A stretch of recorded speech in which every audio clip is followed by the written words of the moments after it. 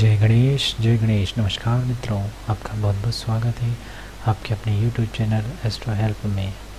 और अब आज हम बात करने वाले हैं एक नए वीडियो गणेश चतुर्थी 2021 की व्रत कथा, पूजन विधि और शुभ मुहूर्त के बारे में। तो बिना किसी देरी के चलिए शुरू करते हैं आज का वीडियो। लेकिन उससे पहले दोस्तों सब्सक्राइब कीजिए एस्ट्रो हेल्प YouTube चैनल को और साथ ही साथ दबाइए इस बेल आइकन को ताकि आपको मिल सके हमारे लेटेस्ट अपडेट सबसे पहले।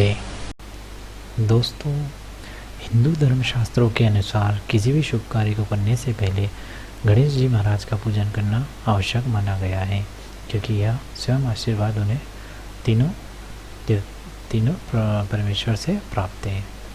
इससे प्रसन्न होकर गणेश जी सारे कार्य आपके विघ्न पूरे कर देते हैं। गणेश जी के पूजन की सरल विधि जो आप आसानी से घर पर बैठकर ही खुद ही कर सके, बिना किसी पंडित अगर आपको ना मिले तो आप खुद ही घर पे इसको कर सकेंगे। इसके लिए मैं आज इस वीडियो में आपको बताने वाला हूँ।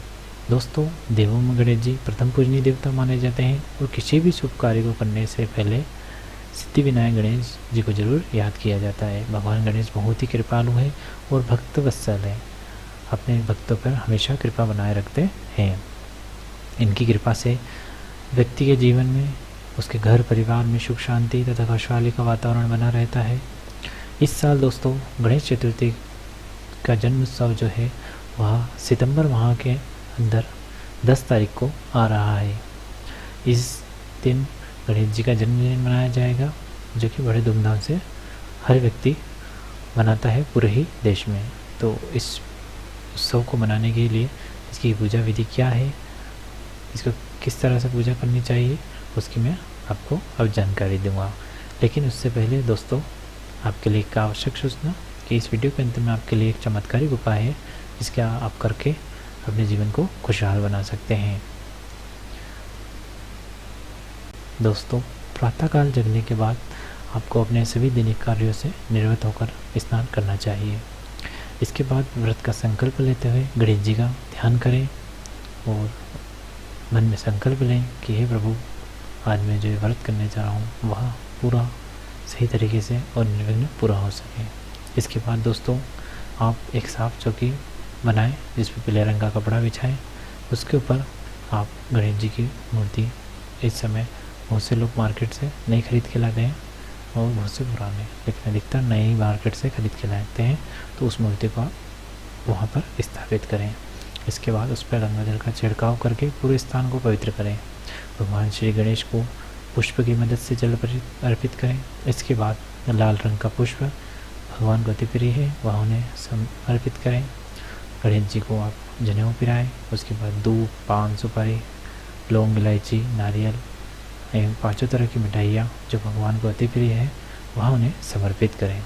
साथ ही दोस्तों भोग में आप मोदक अवश्य लगाएं, क्योंकि यह गणेश जी को अति प्रिय होता है।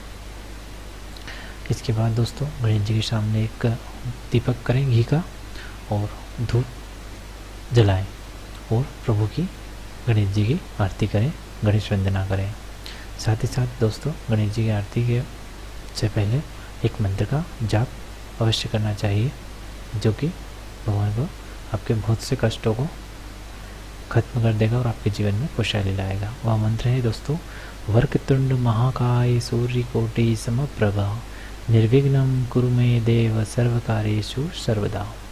ओम श्री गणपताय नमः का जाप करें और उसके बाद भगवान की आरती करें। तो दोस्तों ये थी एकदम सरल विधि जिसे आप घर पर बिना किसी पंडित के आप कर सकते हैं, जिससे भगवान में आपके ऊपर अति प्रसन्न होंगे।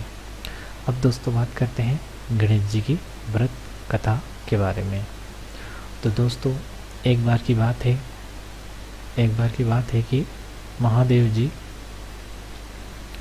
पार्वती सहित नर्मदा के तट पर गए। वहाँ एक सुंदर स्थान पर पार्वती जी ने महादेव जी के साथ चौपड़ खेलने की इच्छा व्यक्त की है। तब शिव जी ने कहा कि हार जीत का साक्षी कौन होगा। पार्वती ने तत्काल वहाँ की घास के तिनके बटोर कर एक पुतला बनाया और उसकी प्राण प्रतिष्ठा करके उससे कहा, बेटा हम चौपड़ खेलना चाहते हैं, किंतु यहाँ हार जीत का कोई साक्षी नहीं है। अतः खेल के अंदर में तुम्हारी हार जीत के साक्षी होकर बताना कि हम में से कौन जीता और कौन हारा। खेल आरंभ हुआ। देव योग से तीनों बार पार्वती जी ही जीती। जब अंत में बालक से हार जीत का निर्णय कराया गया था, उसने महादेव जी को विजय बताया। परिणाम था पार्वती जी ने खुद होकर उसके एक पाँव से लंगड़ा होने और वहाँ के कीचड़ में पड़ा रहकर दुख भोगने का श्राप दे दिया। बालक ने विनम्रतापूर्वक कहा, माँ, मुझसे अनजानवश ऐसा हो गया। मैंने किसी कुटिलता या द्वेष के कारण ऐसा नहीं किया। मुझे क्षमा करें एवं श्राप से मुक्ति उपाय बताए। तब ममता रूपी माँ को उस पर दया आ गई और वे बोली कि ये नाग कन्याएं जो गणेश पूजन करने आएगी, उनके उपदेश में तो गणेश का व्रत करके मुझे प्राप्त करोगे। इतना कहकर वे कैलाश पर्वत पर चली गई। 1 वर्ष बाद वह श्रावण के में नाग कन्या गणेश के पूजन के लिए आई। नाग कन्याओं ने गणेश का व्रत करके उस बालक को व्रत की विधि बताई। तो पश्चात बालक ने 12 दिन तक गणेश जी का व्रत किया और गणेश जी को प्रसन्न किया। और गणेश जी ने उसे दर्शन देकर कहा कि मैं तुम्हारे व्रत से बहुत ही अधिक प्रसन्न हूँ और तुम अपना मनवांछित फल मांगो। बालक बोला कि हे भगवान, मेरे को पाँव को इतनी शक्ति दे दे कि मैं अपने माता पिता के पास कैलाश पर्वत पर पहुंच सकूं और वह मुझसे प्रसन्न हो जाए। गणेश जी ने तथास्तु कहकर अंतर ध्यान हो गए और बालक भगवान शिव के चरणों में पहुंच गया और शिव जी ने उससे वहां तक पहुंचने के साधने के बारे में बताया। तब बालक ने सारी कथा शिव जी को सुना दी। तब उसी दिन प्रसन्न होकर पार्वती शिव जी से भी विमुख हो गई थी। तदुपरांत भगवान शंकर ने बालक की तरह 21 दिन पर्यंत श्री गणेश का व्रत किया, जिससे प्रभाव से पार्वती के मन में स्वयं महादेव जी से मिलने की इच्छा जागृत हो गई और वे शीघ्र ही कैलाश पर्वत पर आ पहुंची।